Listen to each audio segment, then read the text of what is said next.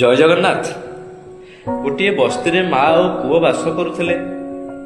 ହଠାତ୍ ମା ବସ୍ତି ବାସିନ୍ଦାଙ୍କର ଘରକୁ ଯାଇ କବାଟ ବାଡ଼ି ଲୁଣ ମାଗିବାକୁ ଲାଗିଲେ। ପୁଅ ଏହାକୁ ଦେଖି ଆଶ୍ଚର୍ଯ୍ୟ ମନେ କଲା ଏବଂ ମାଆକୁ ପଚାରିଲା, ମା, ଆମ ଘରକୁ ତ ଆମେ ଗତକାଲି ଲୁଣ ଆଣିଥିଲେ, ତୁମେ କ'ଣ ପାଇଁ ବସ୍ତି ବାସିନ୍ଦାଙ୍କ ଘରକୁ ଯାଇ ଲୁଣ ମାଗିଲ?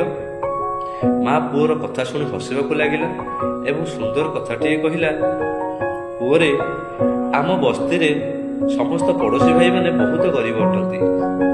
ସେମାନେ ଆମ ଘରକୁ ସର୍ବଦା କିଛି ନା କିଛି ଜିନିଷ ପାଇଁ, ସାହାଯ୍ୟ ପାଇଁ ଡେଲି ଆସିଯାଉଛନ୍ତି। ତ ମୁଁ ଜାଣିଛି ମୋ ପାଖରେ ଲୁଣ ଅଛି, କିନ୍ତୁ ମୁଁ ଏହା ଏଥିପାଇଁ କଲି ଯେ ସେମାନେ କେବେ ବି ନିଜକୁ ଛୋଟ ମନେ ନ କରନ୍ତୁ, କେବେ ବି ତାଙ୍କ ମନରେ ଏହି ଭାବନା ନ ଆଣନ୍ତୁ ଯେ ଆମେ ହିଁ କେବଳ ତାଙ୍କ ଘରକୁ ଯାଇ ଲୁଣ ମାଗୁଛୁ ବୋଲି। ତ ସେଥିପାଇଁ ମୁଁ ଏହା ଏଥିପାଇଁ କଲି, ସେମାନଙ୍କର ଯେତେବେଳେ ବି ଅସୁବିଧା ପଡ଼ିବ ସେମାନେ ବିନା ଦ୍ୱନ୍ଦ୍ୱରେ ଆମ ଘରକୁ ଆସି କିଛି ସାହାଯ୍ୟ ନେଇପାରିବେ। କାହିଁକି ନା ରେ ପୁଅ, ଏ ସମାଜ ଦାନ ଦ୍ୱାରା ନୁହେଁ, ବରଂ ଉତ୍ତମ ବୁଝାମଣା ଦ୍ୱାରା ହିଁ ଗଠିତ ହୋଇଥାଏ। ଜୟ ଜଗନ୍ନାଥ।